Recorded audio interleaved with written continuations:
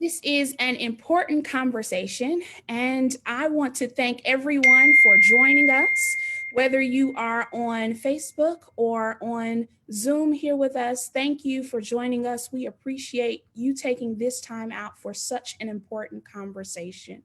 Again, my name is Reverend Melanie C. Jones, and if there is one thing that the murder of George Floyd and countless Black men, women, and trans bodies has exposed to us is that there is a serious race problem in America. We have gathered a phenomenal panel here, and we want you to engage them with your questions. So if you are online with us, either via Facebook or YouTube, go ahead and put your questions throughout the panel in the chat, as well as on Zoom, use the question and answer tab in order to ask your questions. I want us to begin by hearing from our panelists. If you could tell us your name, where you are serving, and what has brought you to this conversation. Let's begin with Reverend Ben. My name is Ben Boswell. I am the senior minister of Myers Park Baptist Church in Charlotte, North Carolina, where I've served for the last 5 years. What brings me to this conversation is my daughter, Lucy, who is 10 years old, and her future and what her future will look like, as well as my recent work. I just finished a Doctor of Ministry degree, and the title of it is Identifying Whiteness, Discerning Race Through Spiritual Practice in the White Dominant Church. Lori, wonderful, thank you.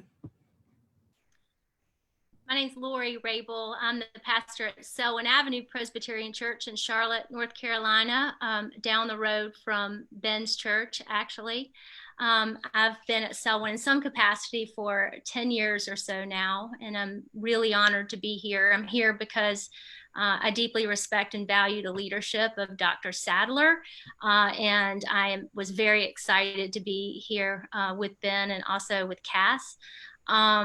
I have been a part of institutions, white institutions, that have wrestled with how to become and move towards becoming anti-racist and anti-oppression organizations, and found that work to be extremely difficult, personal work, but also collective work that is still ongoing. I'm honestly, I'm not an expert, and don't think that I will have anything grand to say other than I'm in the practice of learning how to navigate and navigate these conversations and move forward in a more authentic, honest way as a white person who follows Jesus Christ. Thank you, Lori. Cass?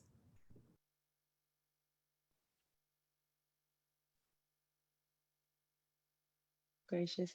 My name is Cass Otley. I'm an activist and an organizer here in Charlotte, and I wanted to be a part of this conversation because I want to be a part of change, and I want to be involved in having conversations to really dig deep into racism, what the issues are, and how we can fix them. Dr. Sadler, you've already introduced yourself, but if you want to offer more about what brings you to this conversation. Well, thank you for that. And I've been part of a conversation around races for as long as I can remember. Growing up in an interracial and international family, it has been an issue that always seemed odd to me. What do you mean we're different races? How can my sisters and brothers, how can my mother and father be different fundamentally?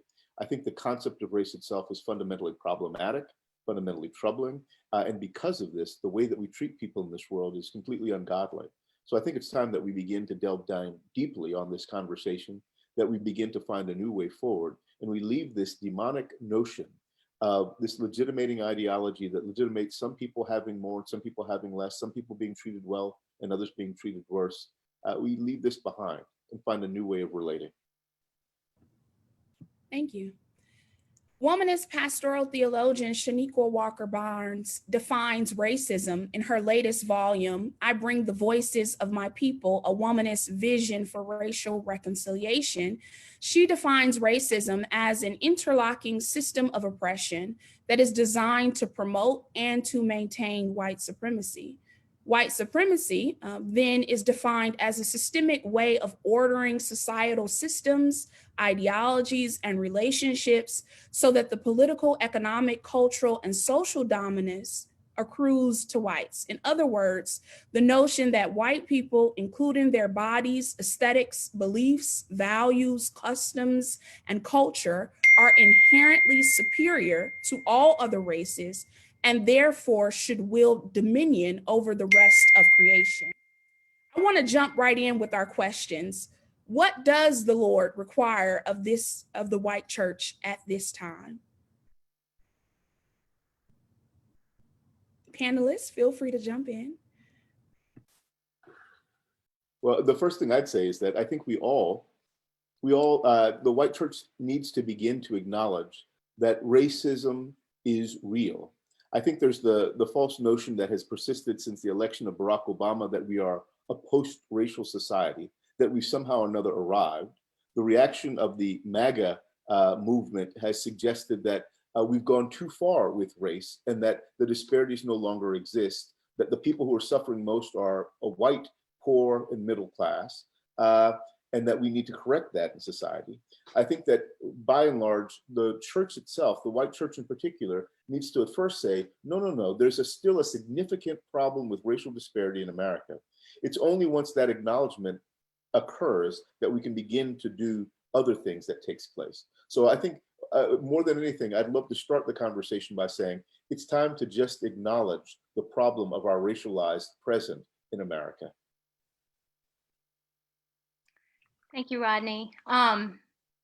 I think the question itself just led me immediately to the same thing that the Lord always has required of us, which is, to love the Lord God with all your heart, your mind, and your soul, and your neighbor as yourself. That's always been the commandment. And the white church needs to acknowledge that we have not been doing that with any real intent.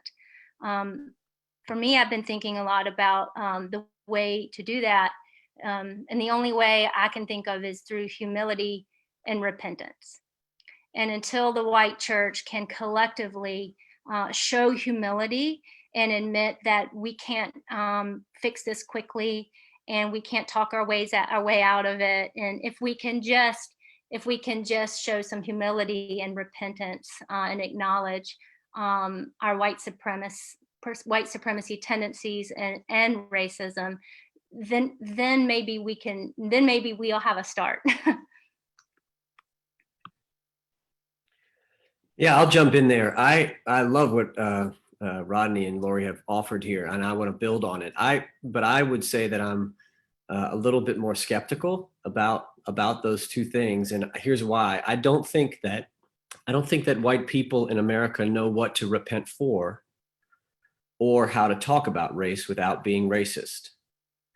And I'm worried about that because I know that every time that there is the shooting, the murder of an unarmed Black man in our society, an unjust act, an evil, violent act, there's this movement of conversations about race that began in white churches, particularly moderate to liberal white churches all across America. And as someone like Lori and others who participated in these conversations, and so many times they're very, very shallow. And they often tend to focus around, let's have a conversation about racism and what they imagine racism is, white folks. What we tend to imagine that racism is something that's going on in the Black community, something that impacts only our Black neighbors. And we forget that we are racialized, and we are participants in white supremacy, the inheritors of whiteness. And so I always think about that Baldwin quote, white people are trapped in a history that they don't understand. And until they understand it, they cannot be released from it. And so I don't think white people truly understand what to repent for because they haven't faced whiteness. They have not gone and done the work of reading and studying the history of whiteness and white supremacy and the terrorizing legacy of whiteness and white supremacy on Black and brown and indigenous communities throughout the history of America, which is long and complex. And for instance, some of the things that we're facing now related to police are deeply connected to questions around whiteness and white supremacy at the foundation of America. So when I think about what the white church needs to do, what does the Lord require? The first thing is to examine the history of whiteness, to reckon with whiteness. I really use that word reckoning. I think we're in a reckoning moment, and the white church needs to reckon with whiteness. Otherwise, I feel that conversations around race will continue to be very shallow and focused around something being wrong in the Black community or some issue that's separate from us. We don't look at our own race, our own racialized, ourselves as racialized, and whiteness continues to be hidden, and we don't look at it. And without being able to look at it, we can't free ourselves from it or its terrorizing legacy. So I don't even think we know what to repent for, let alone how to talk about it. And that's the start for me. I definitely agree. I think there needs to be a really honest look, and also to hear what Black people are saying. I think a lot of times when people talk about whiteness, they're so wrapped up in that, they're not really listening to what people of color and Black people are saying. So I think, they need to listen to that also, and take the emotion out of it. I think a lot of times, when we have conversations about race, it becomes very emotional a lot of times, and then people get so caught in feeling like someone's blaming them or someone's pointing at them, and it's just counterproductive. I feel like sometimes you have to realize that it's no one's pointing a finger at you, and not to take it personally, so you can have open conversation about it and not feel guilt or feel those type of emotions and feel like someone's pointing a finger at you. I think sometimes we get really caught up in that, and I think that hinders people from speaking openly and really expressing how they feel. Yeah, it also centers the white person's feelings as opposed to the urgency of what's happening and what the real conversation needs to be. That resonates. I get the sense that we're in a moment where talk or word is simply not enough, that we have to match that word with deed. And I'm wondering, how can white churches make this more than a temporary concern, brought about the exigencies of a moment of crisis? And how do we move this to manifest more true systemic change? Well, and hopefully we won't just go around talking in circles. Let's open all of our mics so that we can just jump in as we need to. I want to say that, and thank you, Melanie, for that question. I think listening to what we've all said so far, I think one of the things that we need to do is that this is not somebody else's work. The white church has to realize that we have a role to play in the work that needs to be done here. And this is something that is not a separate work outside. I fear often that the church begins to be an insular group. We think that we are people who live in a building, a pretty building that sits on a hill, and that's where we're supposed to stay. But our job as people in the church is to bring the kingdom of God into the world. And the kingdom of God would eradicate these racial differences. You look at Revelation chapter 7, it talks about the universal nature with people from every language, tongue, and tribe coming together. If that's what heaven is, that's what we're striving for. And if you don't like diversity much, you won't like heaven much. We need to begin to get the quote unquote church outside the doors and into the world. Yes. And we need to recognize that as Christians, this is our responsibility. This is not someone else's work. This is our responsibility. It is theologically potent and necessary for us to do this, to be a faithful church in the midst of the world. Yeah, I think what happens often in white churches is that the words like justice and words like racism and words like white supremacy and words like even equality have been co-opted by a polarized political system, so that not only have we been complacent and silent, but then that's coupled with fear, that we might lose money or we might lose members. And so then we're paralyzed and we don't do the work at all. And sometimes we don't even have the conversation because of that fear. And that's a true thing that happens in a lot of white churches, and at the risk of not being honest, not even living the gospel out in the world at all.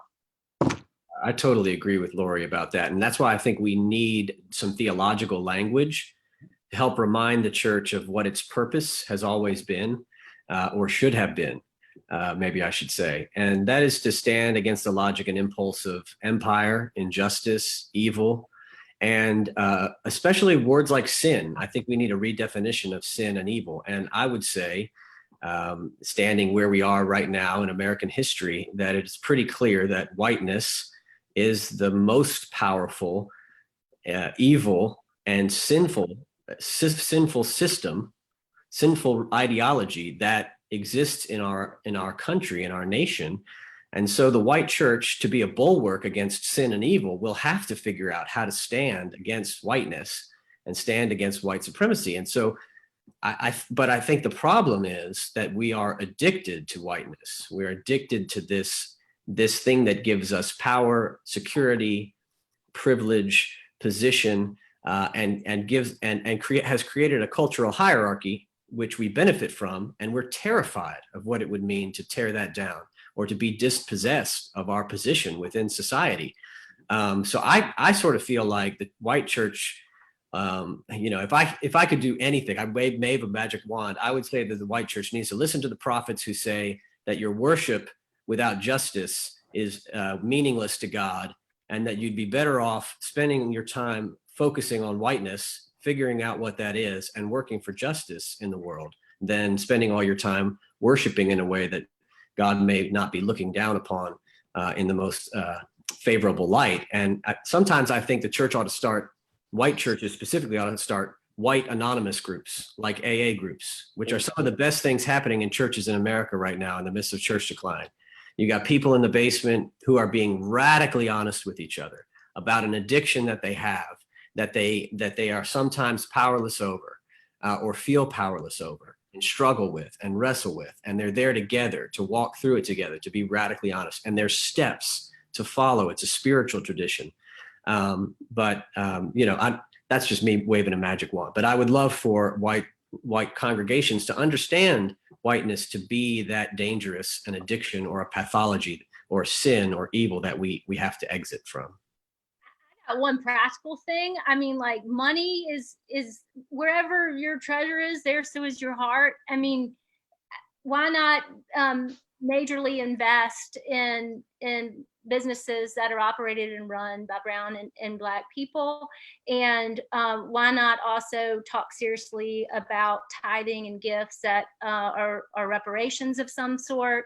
And why not allocate a large portion of our budgets towards audits for whiteness as necessary in institutions, and ongoing education around white fragility and white supremacy, on our own dime, without asking other people to do that work for us. I mean, that's a practical thing. I mean, every church has a finance committee, Yeah.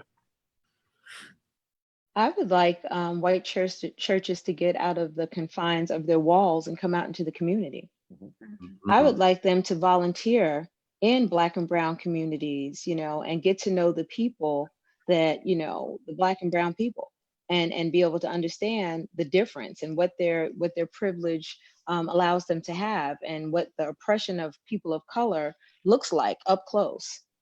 And, it's one thing to give money, and it's another thing to donate money, and all of that is wonderful, but really to connect with the community and with the people, I think would be very beneficial, and also build trust with the community and the people, and invite them in as well. I think that would be very beneficial and really helpful. Thank you for that. I love that notion, because it seems to bring up Brian Stevens' notion of proximity. We need to be more proximal to each other so that we get to know each other's issues, concerns, and maybe from then we will have the ability to relate to each other better, but not just relate as in one-on-one kind of thing, but relate to the issues and concerns that our racialist structures have promoted. I just want to put this out there. Maybe I just want to start controversy for a second. I wonder sometimes if it's possible to be white and to be Christian. If whiteness is a category that's predicated on oppression of those who are non-white, and Christianity is a faith that's predicated on the equality of all underneath God, isn't this some sort of contradiction ultimately? How is it that we can begin to move the quote unquote white church to become post-white? How is it that we move it? Maybe a theology of somewhere between Willie Jennings and James Cone might really help to lift us beyond the notion of trying to identify with a category that is predicated on the oppression of others. Yeah, I mean, can I jump in on that? I'm not sure that you're going to ever have a church that has no sin in it, because I don't think we've ever had that in world history. But I will say I agree with you that whiteness, the way I define it, is as an anti-Black epistemology of domination and control. But then if you move theologically, it bears the marks of what Paul might call a principality or a power that is sort of spiritual and also material, and having impact on our lives, sort of the way Walter Wink might describe it. And it's always been the dominant ideology, the cultural hegemony of America, of the United States of America. So I also think of it not just as the original sin, the way that others have described it, Jim Wallace and many others, but also as America's original religion. And so we're fighting against a sin and an idolatry at the same time, an idolatrous religion. So addiction also comes up there too, where it's an idolatry and a sin. And I'm not sure we ever free ourselves completely from idols or from sinfulness, but if we don't ever recognize them, if we can't ever see them because we don't talk about them, we're never going to be able to address it. Amen.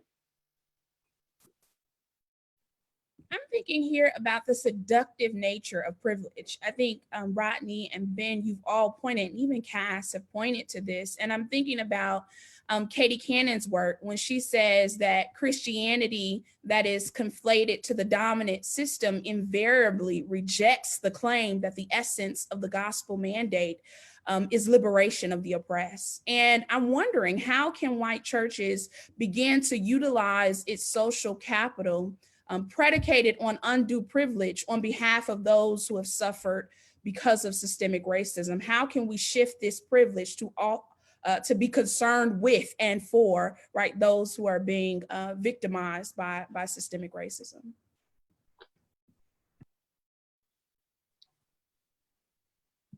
I don't know if there's an easy how to do it. I think there is a definitive necessity to do it.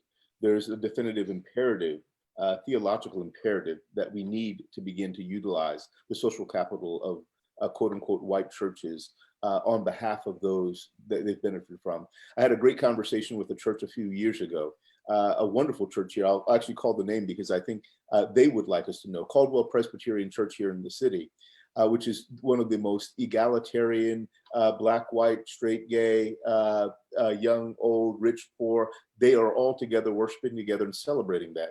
But they began to look at their history and they recognized that they got the money to build the church based upon money that came from slavery.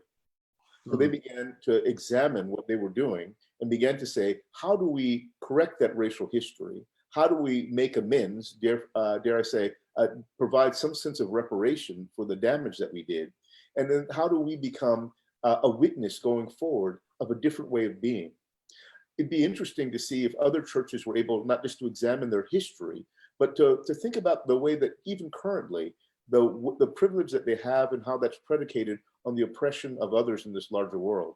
And then begin to say, well, if we're going to be fair, we're going to be right, we need to utilize this power, this privilege, and this wealth on behalf of those from whom we've taken it. And not in some sort of patronizing way, but in a way that truly does listen to their voices. As Cass was saying, go into the communities and say, what is it that we need? And how can we walk alongside you, not just give to you, walk alongside you in the work of repairing the brokenness, repairing the breach that has been made. I might have an example of that a little bit, Rodney, because it's something I've been thinking about a lot. But Selwyn Avenue sits between two elementary schools in Myers Park.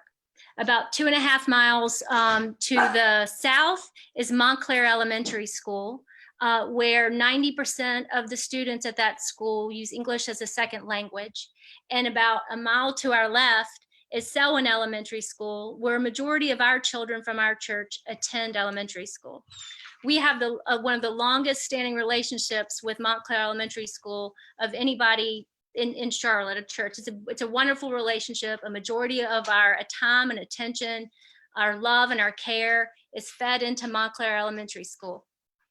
All of our children will attend the same middle school together. And the reading levels for the Montclair Elementary School kids is like less than 20% at grade level.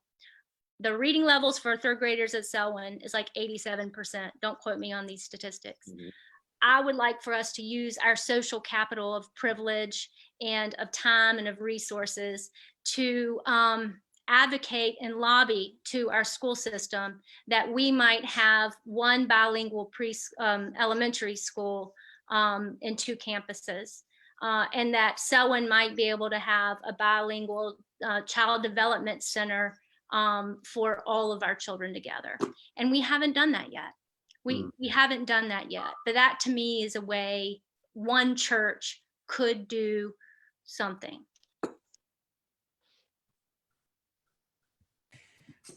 I'm an ethicist, and one of the things that I always talk about and have been taught by ethicists is that if you want to follow the power, you follow the money. And in many ways, some of the questions that have been raised from our attendees and guests, both on Zoom and online, is about reparations. We're entering this season of Juneteenth as a historical celebration that is just upon us. And I'm thinking about last year when author Ta-Nehisi Coates and Danny Glover approached the Congressional Committee about contending to the federal government that, yes, there have been apologies made since 2009 about slavery that is begun prior to 1619, but how has that manifested in ways that there is a significant racial as well as wealth gap, right, across racial lines? I'm thinking about how might reparations serve as a pathway toward restoration in America?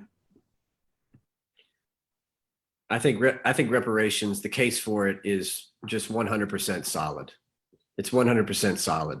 And it's obviously there's lots of arguments against reparations, but I think if you look at the way that the Truth and Reconciliation Commission worked in South Africa after apartheid, and the way in which reparations have been paid in different places throughout human history, it can have a tremendous impact. And I think part of this is, whiteness lacks the imagination to think of a world where, for instance, because it doesn't understand its history, it doesn't understand what it means to have stolen the economic legacy of someone for 400 years.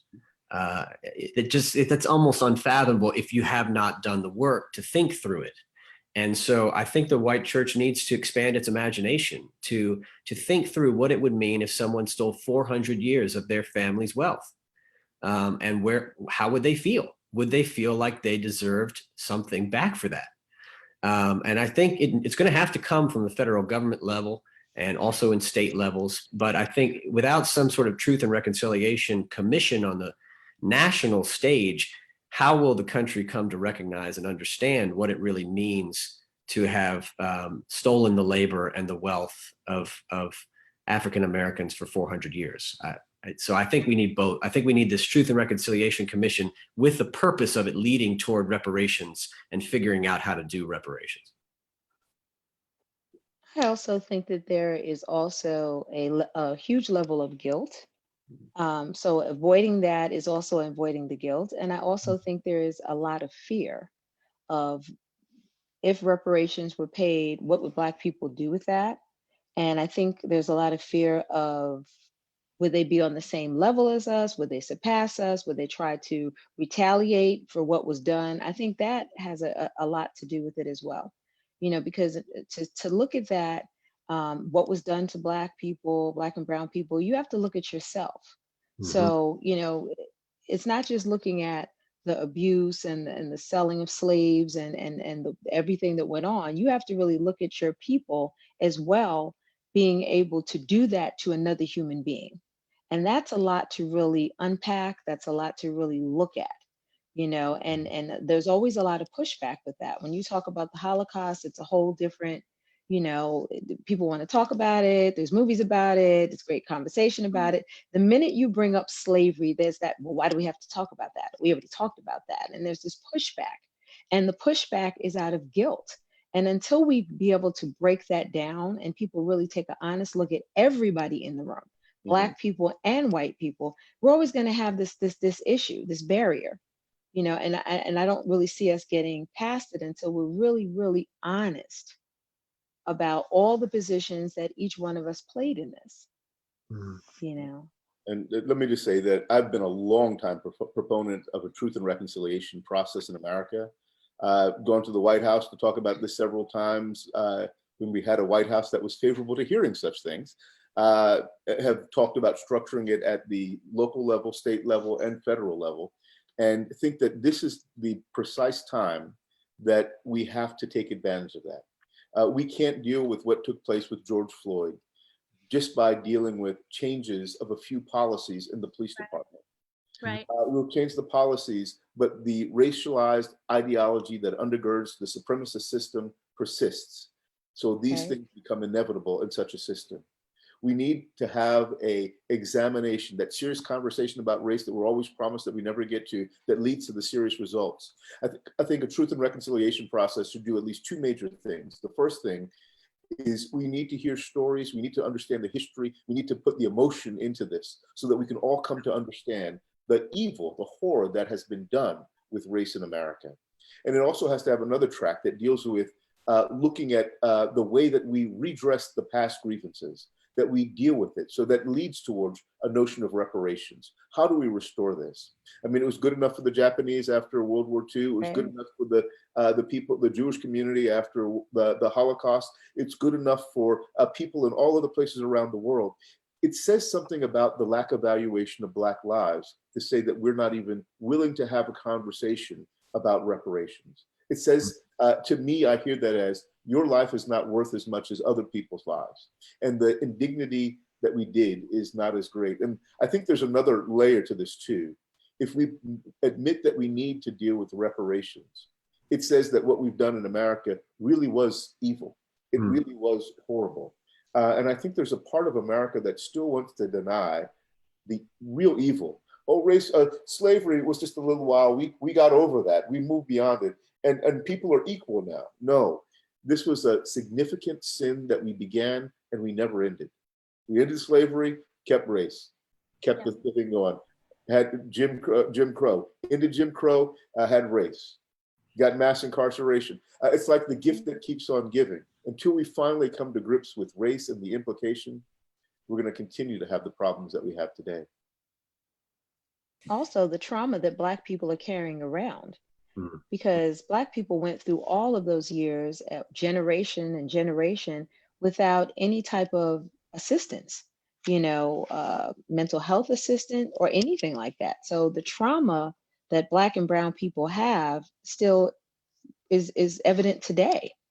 And they say, oh, well, that's the way Black people are. It's not the way we are. It's just that we're carrying this trauma around, and now it's something that we've done generationally, and people think it's just our behavior. So that has to really, people have to really understand that as well. What it's like to, for your grandparents to talk about how they saw people in their family either whipped or beaten or lynched or, sold.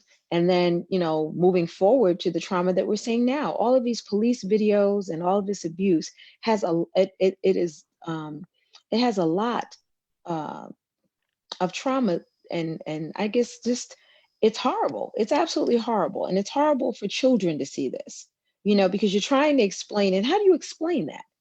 How do you explain someone putting their knee on someone's throat and killing them, and make it make sense to a child? And then they have to walk around, wondering, is somebody going to do that to me? Is that going to, that's a lot of trauma. And that's a lot of stress to walk around every day. You know, you walk around in the black skin and you never feel safe. And that's a lot. And I think a lot of people don't get it and they don't understand it because that's not the reality. Mhm. And so I think sometimes, you know, white people need to really think about that and understand that. And then also understand weaponized whiteness when you have white people calling all types of, you know, the police on black people for asking them to leash their dog and for kids selling water and now making up things. And you know, the impact that that could have also, you know, that voice could actually get someone killed. You know, Emmett Till was killed because a white woman, you know, accused him of doing something that we now know that he didn't do. But you know, that has the impact of you know, inflicting more trauma and more harm. And I think that needs to be talked about too, you know. I'm wrestling with the fact that many of us have seen that the Washington, D.C. Mayor Muriel Bowser, she elevated kind of public confrontation by putting Black Lives Matter on the street, 16th Avenue there, right in front of the steps of the White House. And we've seen other cities replicate that in Raleigh, North Carolina with End Racism and other forms. What is the challenge, dare I say, what is the problem of the phrasing of all lives matter in a Black Lives Matter era? And I think that's really building on what Cass is pointing to here. Mm-hmm.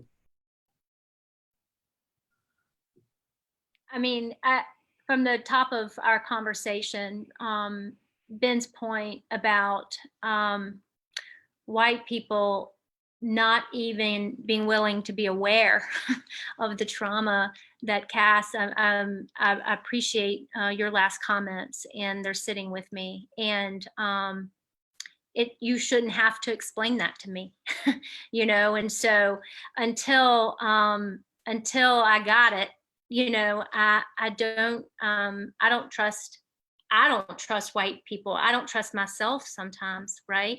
And so how we show up and how we talk about Black Lives Matter is really important. And sometimes I think white people make big mistakes. We talk too much when we need to shut up.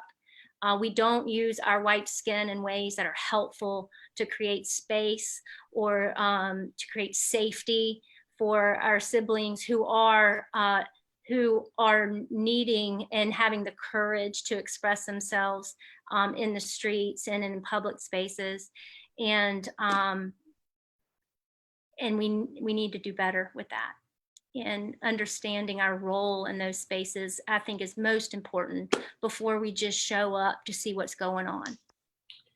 Yeah, I think I want to just build on what Lori's saying, because I totally agree. Because I think I just love, Cass, your image of kind of like Baldwin said, being Black and being in America is to be enraged at all time. It's also to have been traumatized at all time, right, and carrying the legacy of generational trauma. But I like a complementary or opposite quote would be to be white and to be in America is to be in denial at all times. Right. And so there's this, you know, whiteness is founded on a logic of denial, just a pathology of it. And so we're constantly using denial to avoid facing the truth of Black reality.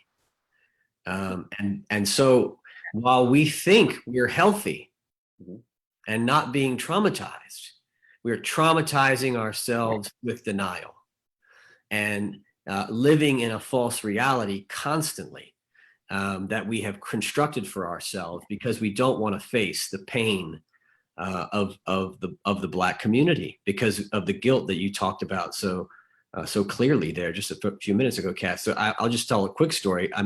We just put a Black Lives Matter sign out in front of our church. And I don't say that to pat myself on the back, because it was immediately met with members in the church who wanted to pivot to a Blue Lives conversation, not even an all lives conversation, but a Blue Lives conversation, and wanted to talk about what about the officers' lives who have been lost, and which just is a complete denial of the legacy of brutal policing in American history toward the Black community. And then we had others, this is a pretty liberal congregation, saying, well, you know, if Black Lives matter, then what about Black on Black crime? So let's talk about black on black crime. So there's this pivot of denial. I don't want to talk about what you're saying. What you're showing me is too hard to see and too hard to talk about and too hard to process. So I'm going to move in this other direction and put this racist trope without any historical context about black on black crime on the table so that you have to deal with this other thing. And that, again, is just part of the denial. And I see it happening all the time. And we need to equip pastors and white leaders to be able to confront this constant logic of denial that comes anytime you take a stand for racial justice. And that's normally when we talk about any type of police shootings. I always get the, what about black on black crime? But, and I say, well, let's talk about, why do you think there's black on black crime? What's the reason that we have black on black crime? Black people just don't, like killing black people. And so then we have to talk about the lack of jobs and the lack of education and the lack of opportunity. And then we have to discuss that if we took all the black people that lived on Beatties Ford Road and we put them in Ballantyne, and we took all those people and put them on Beatties Ford Road, given maybe a couple of months, they'd be the same amount of violence, And so people don't want to talk about that. They want to shut you down really quick. They don't want to have that conversation, but we have to have that conversation. And so if we're really going to get real on getting rid of black on black crime, which everybody says, they want to end it, they want to get rid of it, but they don't want to take the money, the resources, and the time to put in those underserved communities to actually get rid of it. They just want to talk about it. Right. And at this point, we're tired of talking about it. Yeah. So we're going to have to move forward some kind of way because, we don't have time for talk anymore. Amen. And when I listened to this question, thank you for that, Cass. Thank you so much for lifting that up, and the need to reinvest in the black community and the legitimate economic imbalances that persist between black and white communities that really do need to be explored. But when I hear that question, I think all lives matter is premised in that the biblical statement that we are all created in the image of God. All lives matter. The passage I talked about from the New Testament, where the way that we treat the least of these is the way that we treat God, God's self. All lives matter. We hold these truths to be self-evident, that all human beings are created equal. All lives matter. But then you see what happened to George Floyd, right, or Sandra Bland, or Breonna Taylor, or the list goes on and on. Jonathan Ferrell here, that still hurts my heart in the city, Keith Lamont Scott. When you see what happens to black and brown people, you realize that all lives don't matter, which is why it's necessary to make the statement that black lives matter so that all lives can matter. It's only once black lives truly matter to everyone, only once the taking of a black life is consequential to someone, only once we can find a way and work as a society to end the destruction of black lives and black poverty and black undereducation and black underemployment. It's only once we begin to do that that black lives truly will matter. And then we can finally move towards a point where we can honestly say as a nation, all lives matter. Mm-hmm. I think that's right on, in the sense of, when we talk about police brutality, what we are really facing is that the police has been militarized, right? And that there is a capitalist system that is sustaining police brutalization, right? So what is the responsibility of the white church in terms of police reform when we think about demilitarizing the police as well as defunding the police?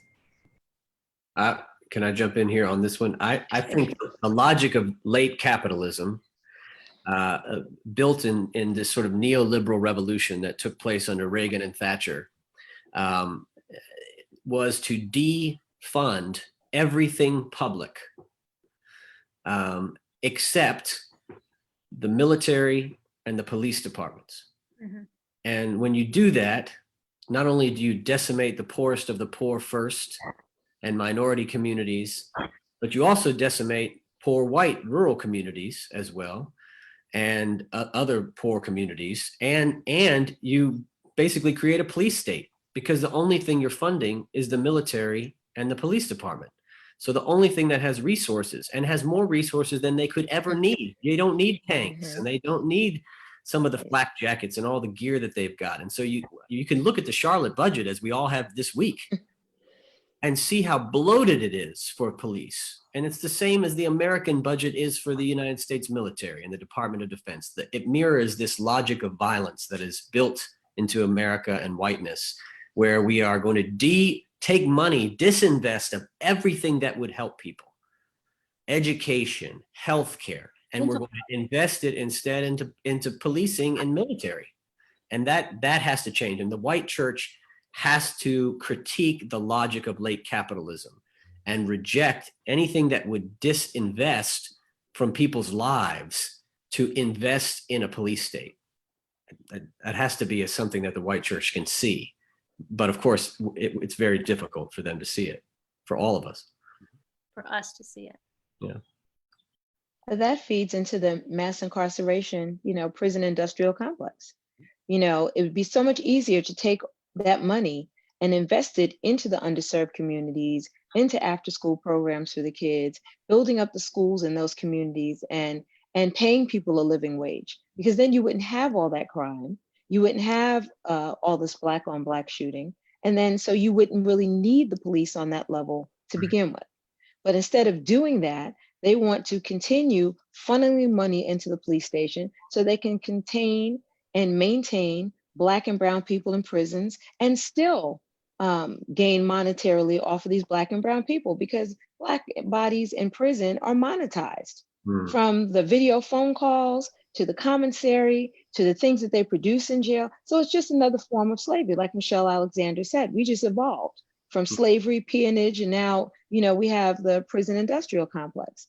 But, when you say that and you show the stats and everything, people do not want to hear it. They don't want to hear it. People go to prison, they just throw these people away like they're just throwaway people. And, you have whole communities where fathers and parents are gone. And then they wonder why these kids are angry and they grow up the way they grow up. I remember the crack epidemic when I lived in New York. And I mean, the police went through whole neighborhoods and took families. So these children were either left to be raised by older family members or grandparents that weren't equipped to raise them, or, the system for them to raise them. And so you have a whole lost generation of children now that, don't really know who they are, don't have any values because no one took the time to teach them to them. And this is what we're dealing with. But people don't want to talk about that. But they want to talk about the kids are rude. They won't pull their pants up. They won't do this. They won't do that. But why? Why won't they do that? What did they miss out on? Their grandmother teaching them that, or their mother being home to be able to teach them that. We're going to have to be better. We're going to have to be much better, because, it's just really sad. I am so full from this conversation, and thinking about, James Cone said 50 years ago that the aim for liberation is really the destruction of American white racism. In other words, there is no reconciliation without both confrontation and justice. And so this is almost a last question for us. How can white churches learn to effectively repent for its complicity in a racialized system, to repair the damage that it has fostered, and to reconcile with the larger world of Black and brown peoples in a way that moves beyond just performative allyship?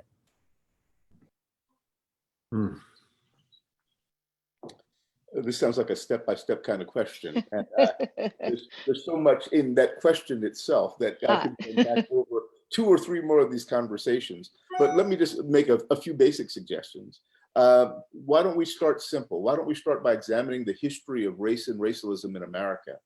Have some study groups, have some book studies, have some opportunities for the congregation to begin to delve deeply itself, to learn about what's going on across the nation, across the world, but even within that congregation. And by doing that, create some awareness that can begin to move us to a next level, which will begin to examine the systems and the structures in which the church participates. How many Black-owned businesses does that church engage in? How many African-American communities is it relating to on a regular basis? I love the fact that Ben's church has a long-time standing relationship with Mayfield Memorial Missionary Baptist Church. He and Pastor Peter Wary come together, they bring their churches together, they do work together that really does help them to explore the depth of the way that race has torn us apart as people, and think about new ways of working together. I think we can come up with new ways of working forward too. There are communities like Greer Heights in Charlotte where churches have come in with local community members to talk about how do we help to transform this community, but not move everybody out? How do we help to provide resources in this community in ways that might develop the community without gentrifying, without just destroying the nature of the community, and not doing it in a paternalistic way, but in a partnership?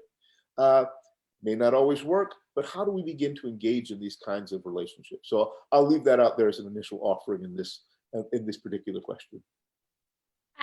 I could talk about all three of those things for a long time as it hopes, but I will say, as a leader of a white church, a commitment from leaders and congregations to be in it for the long haul, that this isn't something that we are just waiting to pass. You know, we're not just waiting for this season in America just to, you know, things aren't going to get back to normal. You know, that this is a new landscape for us, and to go ahead and make your mark and say we're in it. We're moving ahead. These conversations and these actions and these decisions that we're going to make to move ahead are not going away. I mean, period. Hard stop. I'd like to build on that. I feel like trust needs to be built between the white church and the Black community. Yeah. And that's something that's going to take time. You know, that's not something that's going to happen overnight. And definitely what you said about being consistent, because I myself have seen white churches come into Black communities at certain times, you know, and they'll come on strong, and they'll do things, and they'll be in it for a while. And sometimes it's just a photo op situation. You know, they want to come in and take pictures and say that they're doing all these things. And then you don't see these people anymore.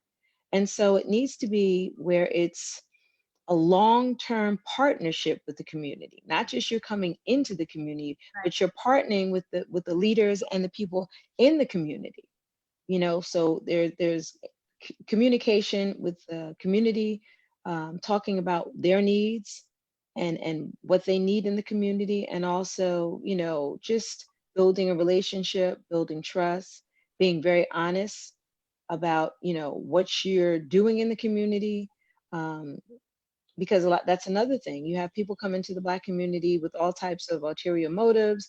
I think, you know, just being honest about, hey, I want to come into the community. This is what we're trying to do. We want to do this because of this, that, and the third, and being consistent, because then you'll build trust in the community. And also opening your doors to the people from that community, not just going out to their community, but welcoming them into your church. I think, you know, would be a beautiful thing, you know. Yeah, I mean, all of that is, I think a lot about what you said about kind of parachute ministries that come into a community for a small period of time and then get the photo op and feel good about themselves and get out. I think one of the first things that white people need to do is stop worrying about feeling good, because you're not going to feel good about any of this work. I mean, it's just not, you're not going to feel good. It's going to be hard. You got to get some tough skin. And you have to be okay with things that aren't quick, and really take a lot of emotional labor, and you shouldn't, you know, shouldn't be worried about that. That's important. It's an important part of a spiritual formation process to go through some pain so that you can grow into the new creation that God is calling you to be. And so often in our denial, we refuse the opportunity to struggle and grow in the way that we need to struggle and grow. I think instead of parachuting in, a move from charity to justice, not just long-term, I think that's important too, but both emergency assistance to those who are impacted by white supremacy and white systems, but also looking at the systems. So if you come in and you're doing a food ministry, let's talk about food deserts and why people are hungry. You know, if you're going to do education work, let's talk about disparities in education as well, and the systemic disinvestment from public schools and how that impacts poor and minority communities. I think white folks hate looking at systems because they created them, they are benefited by them. And so we always have to pair charity work and emergency assistance with a focus on the system that create the very problem it's the whole fish analogy or the babies in the river analogy, where the babies are coming down the river and people keep pulling the babies out. And then somebody finally says, well, let's go up the river and see who's throwing babies in the river. Right. You know, that's what we have to do, both of those. Pull the babies out, yes, but also go upriver. And I don't see enough white churches who are committed to that work. A lot of us want to feel good and give to emergency assistance and give some canned goods here and there and connect on a superficial level with African-American people, but don't want to do the long-term work of looking at the systems of injustice.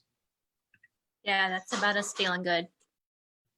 As we close, if any of you can share how we can continue to follow you or any upcoming news about actions that you may be having in your respective areas. Well, you can follow me on Facebook. I have Seeking Justice CLT is one of my pages. My other page is Cass Otley. We have a bunch of events coming on, a bunch of different things, and I just post them all. If it's somebody who I know that's organizing and I think it's going to be a good event, I definitely share information. We are definitely applying pressure. We're going to continue to apply pressure. We're being very peaceful, we're building, we're mobilizing, and I'm very excited about it. So that's how you can really keep contact with what I have going on. Well, I'll say that you should follow Cass on Facebook. That's the first thing you ought to do, because she's on it, and you need to go out to some of the events that she's having and show up for racial justice in our city. That's the first thing. You can follow me. I'm Myers Park Baptist Church, our Facebook, we on Twitter, Instagram, Ben Boswell on Facebook. We're getting ready to start some groups to look at whiteness in our church. I've already hosted one, which was the foundation of my doctoral work, but now we're getting ready to broaden that out and invite everybody in the church who would like to participate into groups that will be led by the people who went through the first one. So a lay-led look at whiteness. We're partnering with Helms Jarrell and Greg Jarrell of QC Family Tree to go out and do some of these groups in the city, not just in our church. So they will be groups for anybody in the city who would like to participate that are, we wrote a statement on white supremacy, and we'd love for anybody who supports that statement with a number of other clergy to join us with that, because that's what we're using to build this group. Who wants to work to confront whiteness and to learn what it means to be white and to be involved in dismantling white supremacy. You all are welcome to find me at Selwyn Avenue Presbyterian Church. My name's Lori Rabel. We'll have resources there, and we're doing similar things to what Ben has mentioned. And if you need a talking partner, if you're somebody that leads a white congregation and you need somebody to talk through those things. Well, I don't care who you are, if you would like to have a talking conversation about these things, call me and we'll try to figure some things out together. I know that's what we need. Like, we need trusted, genuine relationships with people who are committed to change. And so I'm also part of the Center for Social Justice at the seminary with Rodney, and I would definitely advocate finding time to pay attention to what they're doing there. Yeah, thank you. And I would say Rodney Sadler, you can follow me online on Facebook at Rodney Sadler. I think that's my name. That's my Facebook page. You can also follow us on Facebook at the Center for Social Justice and Reconciliation. You can sign up there, and we'll try to get you involved in other things. Be aware that we will soon have a wonderful new web page up that will give you updated information and a calendar of events that are going on. We continue to do things like Dangerous Dialogues, where we wrestle with issues that are problematic for the church. Usually that's a third Thursday of every month, except for the summer, of course. We are starting a larger conversation on how do you have uncomfortable conversations, and we've wrestled for a few weeks with the Bernie-Biden divide, the issue of race in America. We're going to have another one that follows up soon, and hopefully we'll open this up to the larger public for a much larger dialogue. We're trying to model a way of having uncomfortable conversations across ideological divides. And hopefully you'll see a few other events that are coming up soon. In the fall, we plan to welcome none other than Dr. James Forbes to come and speak to us about issues of healthcare and racial justice. And we've got a whole lot of other wonderful events that will be planned with the major lecture series with the Center for Social Justice and Reconciliation. And maybe I should use this as the time to close this out. I want to say thank you to this wonderful panel that has come out tonight, given your time, given us great insight and wonderful ways to wrestle with these interesting issues in these perilous times. Thank you so much, Ben, Lori, Cass. If any of you are in Charlotte, follow Cass Otley and get out in the street with her and some of the work she's doing. Some of the things, the march she led through Myers Park, the whitest, wealthiest part of Charlotte, with a bunch of Black and brown and white people coming together saying, join the movement, was one of the most amazing things I've seen in a long time. So grateful for that work. And I want to say thank you to our moderator tonight, Reverend Melanie. Yes. You did a fabulous job of keeping this motley group of cats on task. And we are glad that you were here with us for that. And we want to applaud and tell people to look out for the work of the Katie Geneva Cannon Center for Womanist Leadership and all the good that it does in this world. As we close tonight, I want to say this is the first of, we hope, several conversations. So please be aware of this. We will contact you about other ones going forward and ask that you would join us for those. Let me close with an image from Acts chapter 2. We just passed Pentecost Sunday a few weeks back. And as we think about what took place at Pentecost, once the Holy Spirit fell upon the people were inspired to treat each other differently. One of the first things that they did is they sold their possessions and they took care of each other's needs. They took care of the lacking that some had. The excesses were utilized on behalf of others. So it seems that one of the first acts of the church was an act of reparation. Why don't we take a look at that as we begin to move forward, as we wrestle with this issue? It is a fundamentally Christian idea to restore those who have been damaged. Thank you all for joining us tonight. God bless you, and hope to see you again in a couple of weeks. Thank you. Thank you all. Thank you.